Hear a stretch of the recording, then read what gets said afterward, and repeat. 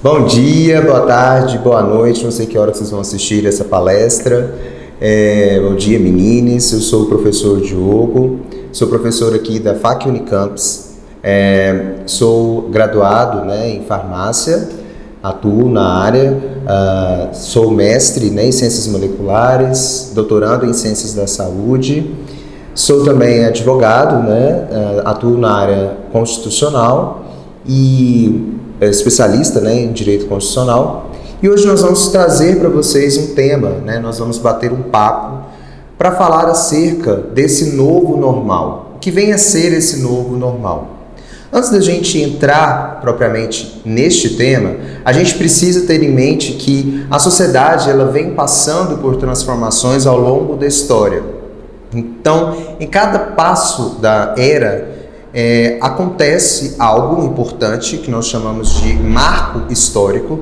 Esse marco ele promove uma mudança tanto externa, no mundo externo, quanto mudanças no mundo interno. Então, se a gente for analisar a história mundial, o primeiro grande evento, logo depois que o homem conseguiu se estabelecer em um lugar, fixar residência em um local, foi o acontecimento da escrita. Logo em seguida, a queda do Império Romano, depois a queda de Constantinopla, depois logo em seguida, Primeira Guerra Mundial, Segunda Guerra Mundial, foram marcos que a história veio passando e foi gerando transformações extrínsecas e intrínsecas na população mundial. E logo depois da Segunda Guerra Mundial, houve uma tendência de abertura econômica, uma tendência na globalização, impulsionada aí pelo capitalismo. Só que logo em seguida, principalmente aqueles conspiradores, estavam esperando aí uma terceira guerra mundial, com armas e armas nucleares, até que veio uma terceira guerra mundial sem armas, que é a Covid. Então nós podemos afirmar com toda certeza que a pandemia, a Covid-19, ela então ela proporcionou aí uma terceira guerra mundial sem armas.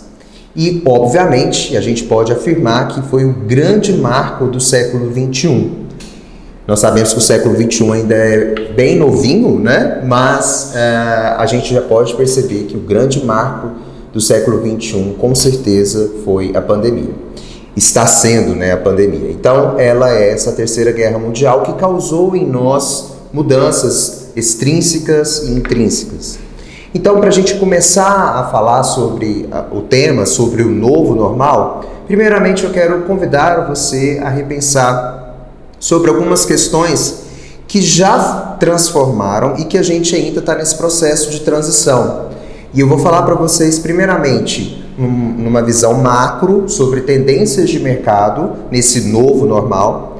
Depois eu vou falar sobre a questão da qualidade de vida e vou falar também sobre o contexto do trabalho, E logo em seguida eu vou falar no contexto mais micro, mais intrínseco, falando sobre as transformações psicológicas que nós passamos durante a pandemia, ok? Então, vamos lá. Tendências de mercado, Como que o mercado vai funcionar segundo aí as pesquisas? Qual é a tendência de mercado pós-pandemia, nesse novo normal? Segundo, a consultora sênior da FGV, a doutora Rossana Pavanelli, ela conta que existem várias tendências de mercado nesse novo normal. A primeira grande tendência de mercado é que o consumidor ele vai mudar o seu perfil.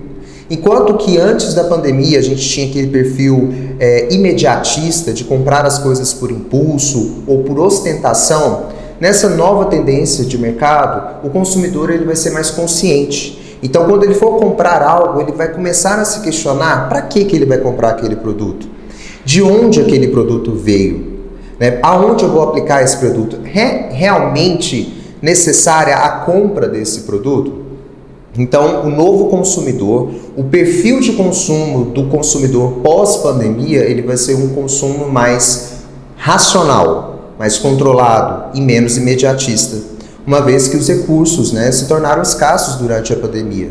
Então, e a ostentação aquilo que é luxo deixou de ser algo valioso, né? A gente vai perceber, quando eu falar das questões psicológicas, que a gente deixou de pensar na ostentação, na liberdade, para a sobrevivência. E aí os valores mudam, então o perfil de consumo muda. A segunda grande mudança que vai acontecer é que vão ser priorizados aqueles comerciantes locais, em detrimento, né, dos grandes vendedores, né? Então a gente vai começar a priorizar aquele vendedor do bairro, aquele vendedor regionalizado, ao invés de um Burger King, de um McDonald's, justamente para valorizar aí a questão da solidariedade, que era a grande mudança, né? A terceira tendência de mercado é justamente essa. Nós vamos agora priorizar a solidariedade. Como a gente viveu a pandemia e a pandemia fez com que a gente ficasse recluso em casa, né?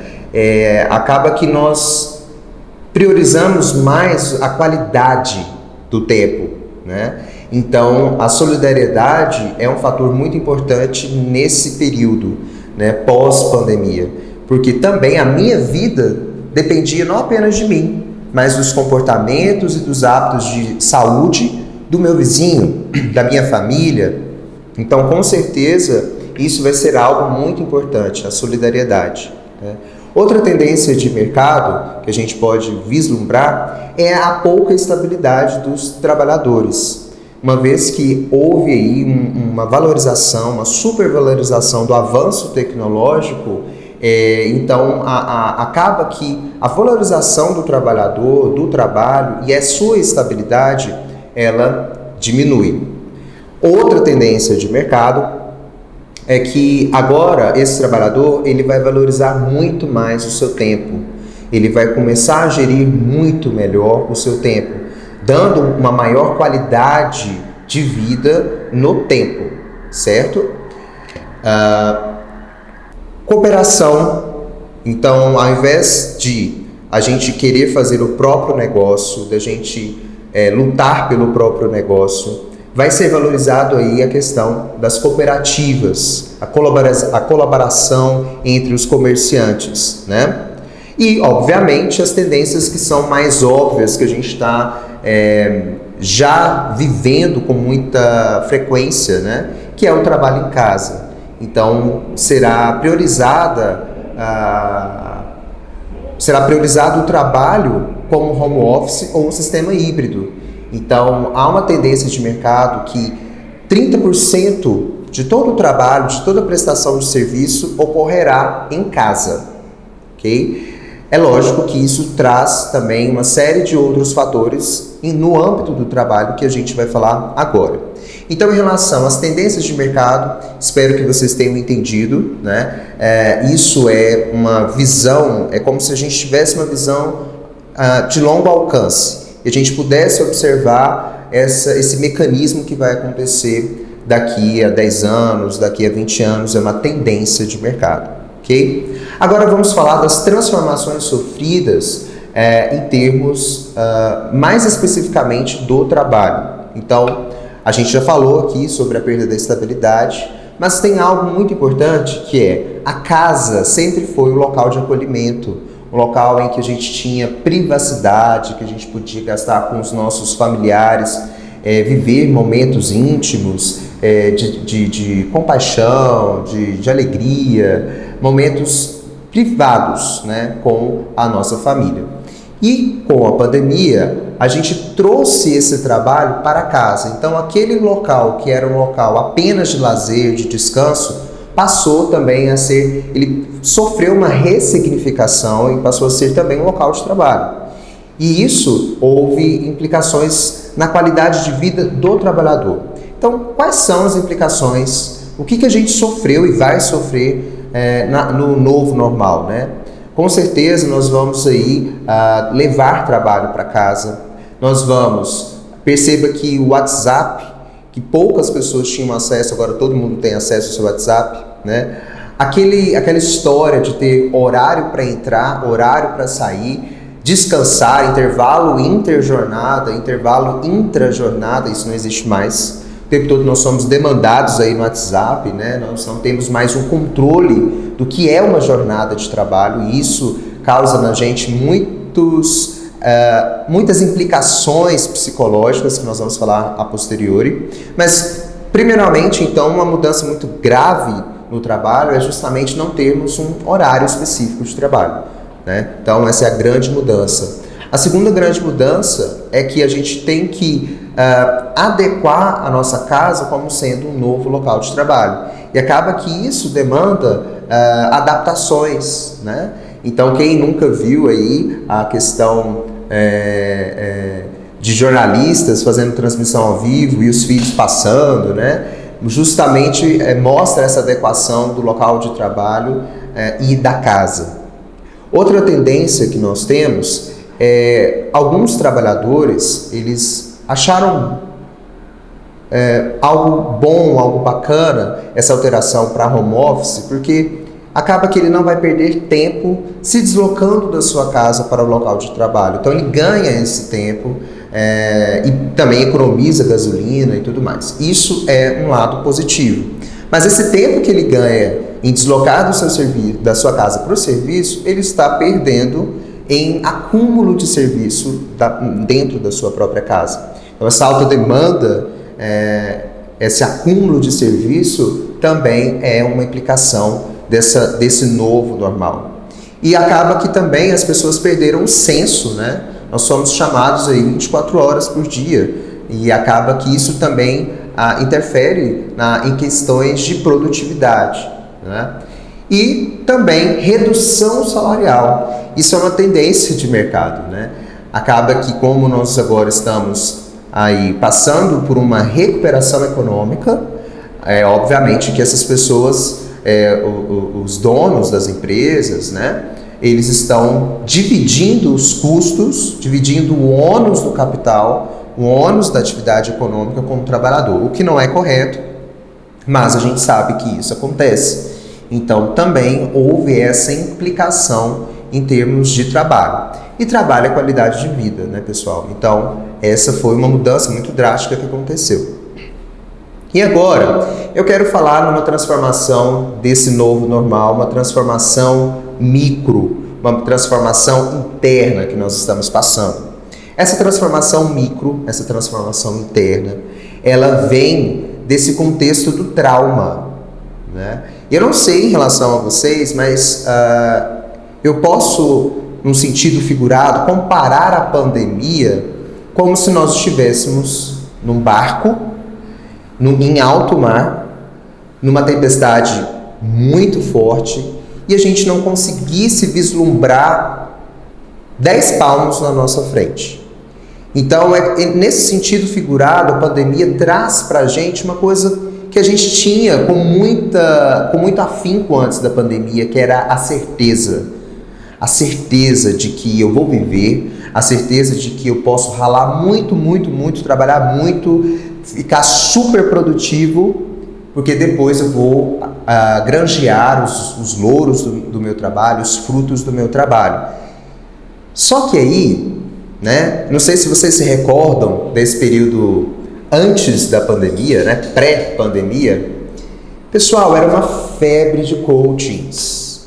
Vocês se recordam de tantos coachings que nós tínhamos? Nós tínhamos coachings para pacientes oncológicos, coachings de cuidado paliativo, coaching de organização da casa, coaching de estudos, coaching de carreira. Então, a tendência pré-pandemia, ou antes da pandemia, era o seguinte: você, queridão, você tem que trabalhar o tempo todo, ser super produtivo, uma super produção, colocar metas, vai trabalhar, vai correr atrás do que você quer, porque daqui 10 anos, daqui 15 anos, você vai conseguir colher os frutos desse trabalho de agora. Então, as pessoas eram estimuladas a produzir, a competir entre as outras, a criar esse cenário aí de competição e uma visão futurística. As pessoas trabalhavam não para o agora, as pessoas trabalhavam para daqui 10 anos, para daqui 20 anos, para daqui 30 anos.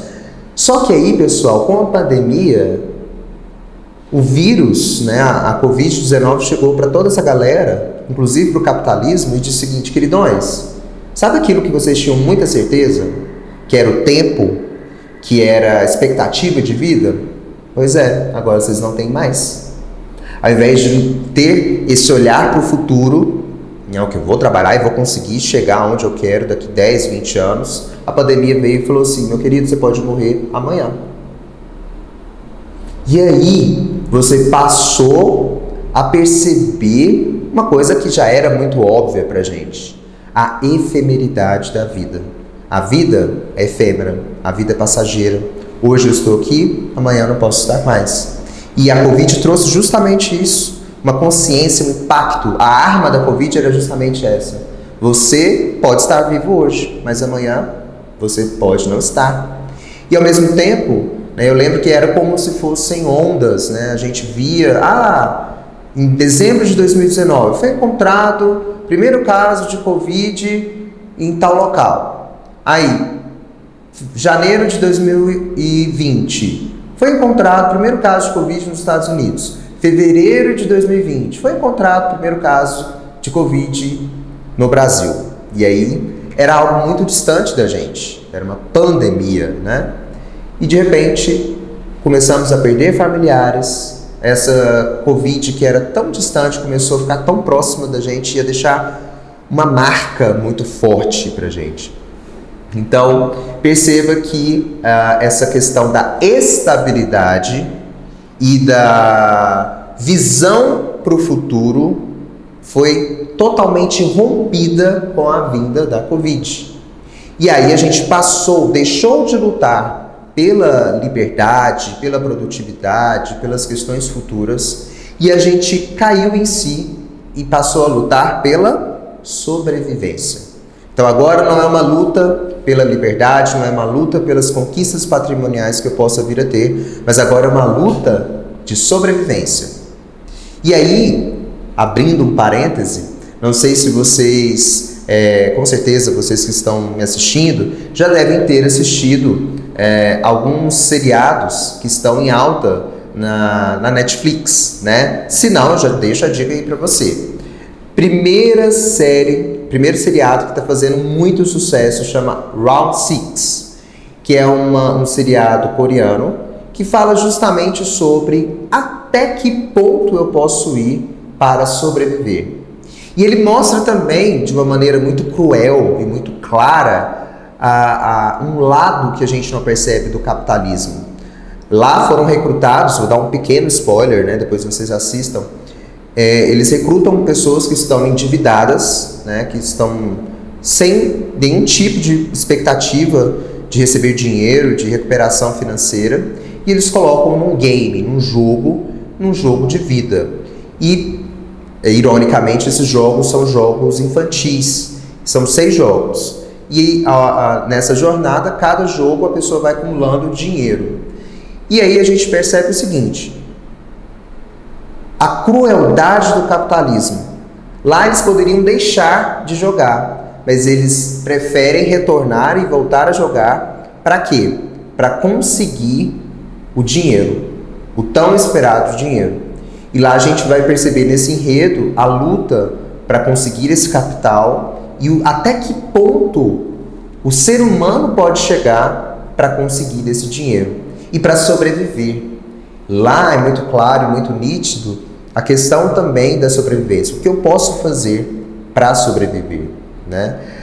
Outra série muito legal é Alice in Borderland, que é também semelhante ao Round 6, que fala justamente também da questão dos jogos e também pela luta da sobrevivência. E aí a gente pode se questionar: por que esses seriados estão tão em alta? Por que esse seriado, Round 6, como um seriado coreano, que o roteiro foi escrito em 2009, por que apenas em 2021 ele sofreu esse boom? Porque 2009, gente, se eu colocasse esse roteiro e eu fosse ler esse roteiro, eu ia falar: gente, que ridículo, como assim? Pessoas se matando para ter dinheiro, para sobreviver, que coisa mais assim, sem nexo. Não vou aprovar esse roteiro. Mas agora em 2021 faz todo sentido. E para nós também. Então, a principal mudança psicológica que a gente tem é a mudança interna, em que antes da pandemia eu lutava pela liberdade, eu lutava para conquistar o meu patrimônio, e no pós-Covid, ou seja, nesse novo normal, eu luto pela sobrevivência. Então isso é um baque muito grande, um baque psicológico muito grande, né? Uma transformação interna em que a gente percebe que a vida ela é efêmera, né? Então, diante desse contexto, a gente começa a perceber outras transformações internas que a gente passa. A primeira grande transformação interna é qualidade de vida, tempo de qualidade. Então, antes da Covid, a gente era pressionado a uma alta produtividade. Vamos produzir, vamos fazer metas, aonde você quer chegar, olhar para o futuro. Agora, nosso olhar é presente. Vamos viver esse momento que nos resta. Vamos viver com qualidade esses minutos de vida que nos restam. Eu não sei em relação a vocês aí de casa que estão me assistindo, eu não sei como que vocês tiveram que lidar com as perdas, né? E foi justamente isso que a gente passou nesse período de pandemia. A gente precisou ficar recluso, né, em quarentena, justamente para não superlotar a questão de todo o aparato do SUS. Então, a gente que tinha uma condição melhor, a gente conseguiu ficar dentro de casa, ficar em quarentena, para poupar, né, os poucos recursos que temos na área da saúde, né? E, além disso, a gente estar recluso em casa, a gente estava perdendo o quê? Familiares, pessoas queridas. Então, além de tudo, da gente ter que ter uma visão presente do aqui e do agora, de deixar de lutar pela liberdade para lutar pela sobrevivência, a gente ainda teve que lidar com as perdas. Perdas de parentes queridos, de amigos queridos. Outra coisa que foi muito crucial nesse período foi a ruptura das relações sociais. Então, o que pra gente era normal, sair numa sexta-feira, ir para um barzinho, né? Sair com os amigos, ir para o cinema, coisas que eram normais no nosso cotidiano, a gente se privou. Então, as conexões, as relações sociais, elas passaram a ser super valorizadas. Então, a partir desse momento, agora nesse novo normal, eu vou priorizar essas conexões. Enquanto que no capitalismo deixava a gente dentro de uma caixinha e a gente precisava se desenvolver o tempo todo e promover estratégias uns contra os outros, a tendência desse novo normal é justamente o quê? Olhar para o próximo, verificar a questão da solidariedade, dar a mão para esse próximo e lutar juntos. Essa é uma grande transformação que a gente passou no pós-Covid. E lidar com as perdas. A gente não estava preparado para as perdas. O pré-Covid fazia o quê? Você precisa ganhar, você precisa conquistar. E no pós-Covid a gente pensa, bom, a vida é efêmera, eu preciso pensar no meu presente, se eu vou sobreviver ou não, e eu preciso pensar no meu próximo. Se o meu próximo não faz, né, as questões básicas de segurança, ele pode ser o fator para que eu morra. Olha que loucura. Por isso que a grande mudança psicológica é justamente a questão do outro. Olhar o outro, ser solidário, ser empático. Isso, pessoal, tem uma implicação que a gente não tem noção. Primeiro, em resumo, o que eu falei para vocês? Eu falei primeiramente sobre tendências de mercado, que vai acontecer daqui a 10 a 20 anos. Depois eu falei para vocês sobre questões de trabalho, aspectos de trabalho. E em terceiro, estou falando das questões e implicações internas, psicológicas desse novo normal. Perceba então que agora eu preciso entrar num aspecto de solidariedade, de compartilhar. E isso vai totalmente de encontro, em conflito com o capitalismo. que é o capitalismo? O capitalismo é livre mercado, né? Todos fazem o que querem, do jeito que querem, né? A livre economia. Só que aí o capitalismo, ele também vende uma individualidade. Eu preciso pensar em mim. Eu preciso poupar o meu dinheiro ou investir o meu dinheiro. E agora, nesse novo normal, a gente enfrenta justamente o contrário do capitalismo. Peraí, não, eu não tenho que lutar para daqui 20, 30 anos, eu tenho que lutar para viver. Peraí, eu preciso nesse exato momento pensar no próximo. Eu preciso, não é poupar, eu preciso ajudar o próximo.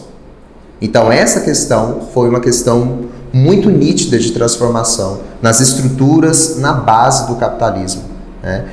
Uma vez, Bill Gates foi questionado justamente qual seria a grande ameaça para esse sistema econômico que nós estamos vivendo.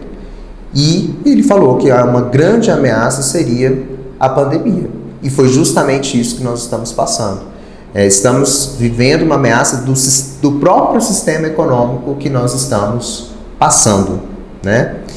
E, por fim, quero deixar um recado para vocês sobre o que eu devo escrever do que eu falei para vocês, porque nós estamos trazendo aqui temas importantes para vocês que serão possíveis candidatos a temas da redação do Enem. E eu, logicamente, vou puxar a sardinha para o meu lado, né? Óbvio.